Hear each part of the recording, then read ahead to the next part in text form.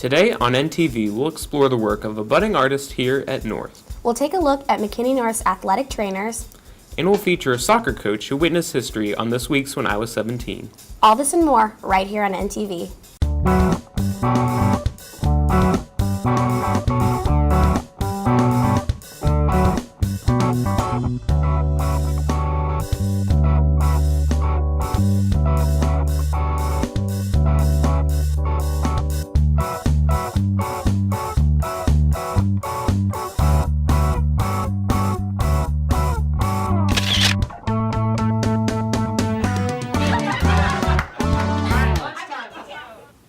Hi, I'm Julian Esparza. And I'm Jordan Early.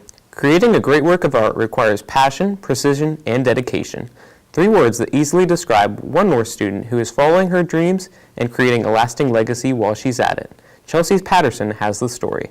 Like many artists, Jazzy Johnson found her love of art at a young age. I've been interested in art since before I can even remember. But my mama told me when I was about 2, they started giving me color pencils and markers and stuff, and that's when I started drawing, like, all over the walls. The inspiration for art can come from any number of places.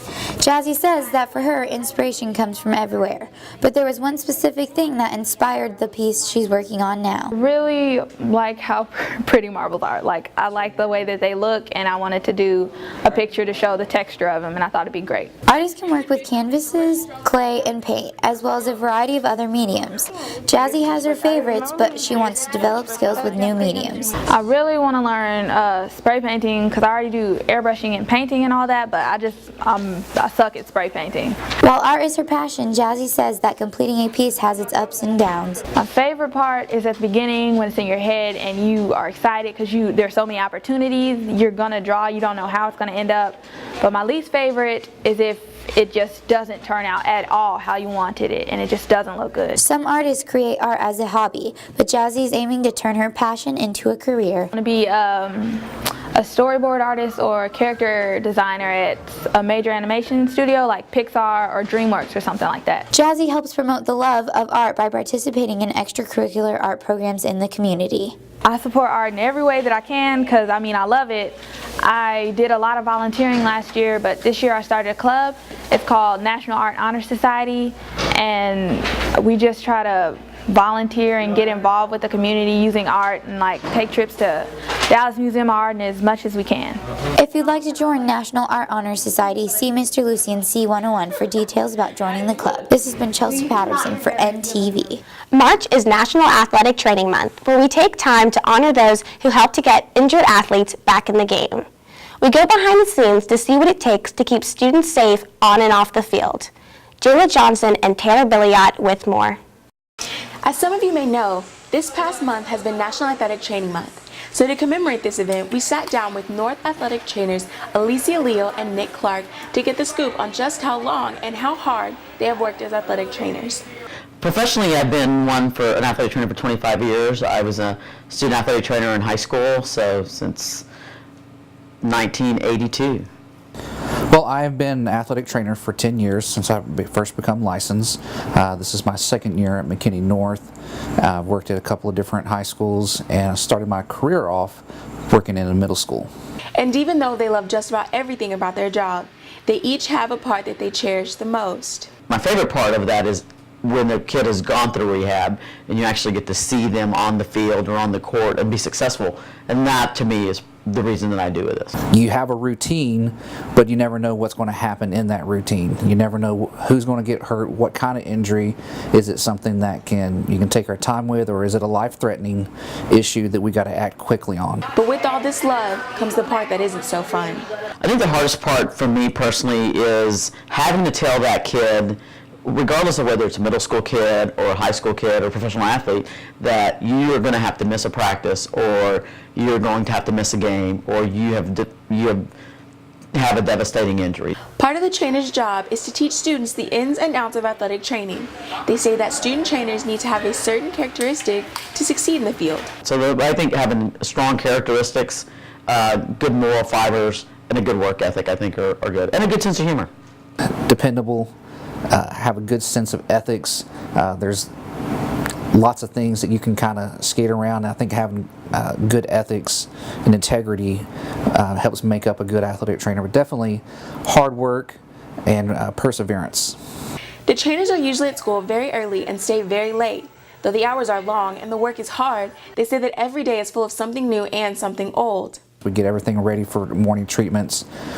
We do morning treatments with our athletes that are injured, do some rehabs, be here for athletic period, athletics against 7th period, take care of injured athletes that are getting treatment and rehabs during that time.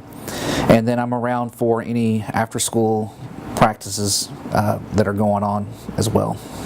According to Leo, there are various career options related to athletic training. It's unlimited. It's wherever you find a passion that you have, you mix that with athletic training, and you can pretty much make your own niche. This has been Jayla Johnson and Taylor Billiot for NTV. North head soccer coach and U.S. history teacher Mr. Sills was featured on our JFK show to talk about his personal experience with the Kennedy assassination. Joel Griffin attempts to learn more about the formative years of this student favorite teacher on this week's When I Was 17. Though some of us might be fans of That 70s Show, we probably don't have a good understanding of what life was really like for high schoolers in the 70s. But McKinney North soccer coach and U.S. history teacher Thomas Sills graduated in 1972 and can tell us all about what it was like. Like many of us, Coach Sills worked for his money in high school. I did. I worked I actually had 2 jobs. I worked at a hardware shop, tearing down lawnmowers, putting them back together, and then also worked at a place called Hardee's Hamburgers. Though he was busy working, he still managed to be involved in student activities. Oh gosh, student council, yearbook, part of the government group that actually we were part of the history group, but it was all about government and stuff. Predictably enough, Coach Sills played soccer throughout his life. He developed his love for soccer and coaching while playing soccer for a select team. Yeah, I played soccer. Of course, back then we didn't have high school soccer, so we had to play club or select. I played for a team called the Junior Tornadoes, and at that time the Dallas Tornadoes were the professional team in Dallas, and they had a little minor league group, and it was consisted of guys from actually a lot of different countries and stuff. You were picked to be on this particular team, and we were really pretty good. I played with some guys that actually ended up playing for the Dallas Tornadoes. While it might seem like Coach Sills lived a charmed life, not all aspects of his life were easy. It was more, my dad was in the military. My mom was an alcoholic and a drug addict and those kind of things, so it was a tough life growing up. Not saying that everybody has doesn't have a tough life, but I kind of had to fend for myself and take care of my younger brother and stuff like that. But then my mom, later on in life, she basically went completely dry. I mean, she kind of cold turkeyed it, and everything was better after that, but we never were close. It was kind of a tough family life. It wasn't like my wife's. My wife's is kind of like a leave it to Beaver family. We never ate at home. I could stay out 2 or 3 days at night and my parents wouldn't even know where I'm at, or I didn't even know if they really cared, if they knew where I was at. Through all the hardships, Sills still had many opportunities to do things that not many have the privilege to do.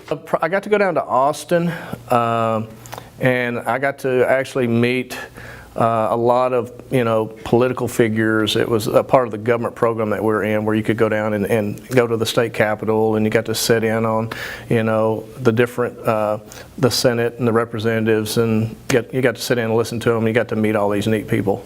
Coach Sills also had the unique opportunity to meet one of the greatest guitarists of all time before he was famous. My oldest brother, like I said, my oldest brother and I, he was a musician, and he had some friends that they would, back then it was a big deal for garage bands and stuff. And my brother actually knew Stevie Ray Vaughan. He also knew Frank Beard. Frank Beard lived down the street from us. He's the drummer for ZZ Top. And they would gather, and they would do their little gigs and stuff in the garage. So I'd go with him. And Stevie Ray Vaughan was the same age as me. Actually, I was about 5 or 6 months older than him. So we would sit and kind of listen to his older brother, Jimmy Lee Vaughan. And they had a group, and I can't remember the name of the group. It was Yardbirds or something like that. and they would play in the garage and stuff, and I gained a really great respect for music, and that kind of what got me started out, you know, playing the guitar and the drums and stuff. So I actually got to listen to Stevie Ray Vaughan and Jimmy Lee Vaughan and Frank Beard when they were younger, before they became, you know, popular and stuff. But that was the time period when music was really taking off, and you know, it was kind of the counterculture. It was the time period, you know, during the Vietnam War and stuff. So I did get to meet them. I weren't close friends with them like my brother was, but I did get to sit in a couple times and listen to them, and that's where I gained my love for music. This is Joel Griffin for NTV. With music festivals hitting their stride and concerts seemingly every weekend, students have a number of choices when it comes to performances. But if you could see any act live, who would it be? I'd like to see Ray Charles. Kid Cudi. Lil B. Joel Griffin. Jammer Justin Bieber. Johnny Cash. Maybe John Wilkes Booth. I know he sounds like an evil guy and all, but he was a really great performer back in the day. And I don't know, he was an actor back in the day, so I think it's pretty cool to see him perform. Ellie Goulding. Wiz Khalifa. He's pretty tight. Probably Imagine Dragons. Billy Currington. Michael Jackson. Justin Timberlake. I have to give my man Drake. Definitely Whitney Houston. I love me some Whitney Houston. I'm kind of curious about Elvis, only because he started the rock and roll era, which in today's world I would believe would be pop music. Marilyn Monroe. I would probably go see Snoop Dogg. Yeah, he's raw, that's why, yeah.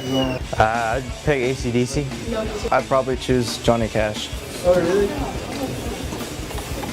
I want to go see Breaking Benjamin, because I just like their form of rock, I guess. Trinidad James. That's all we have for you today. Follow us on Twitter at MNHSNTV. Thanks for tuning in. And have a great weekend, Bulldogs. Scootering administrator was just as... That's all we have for you today. Oh, yeah. I said like today. Yeah, I'll go first. Did you see that? Yeah. Coach and U.S. history teacher, Mr. Spills. Wait, now I'm laughing now. Students who choose to graduate, I think that's what I was going to say. Requires passion, precision? No, not a word. Interesting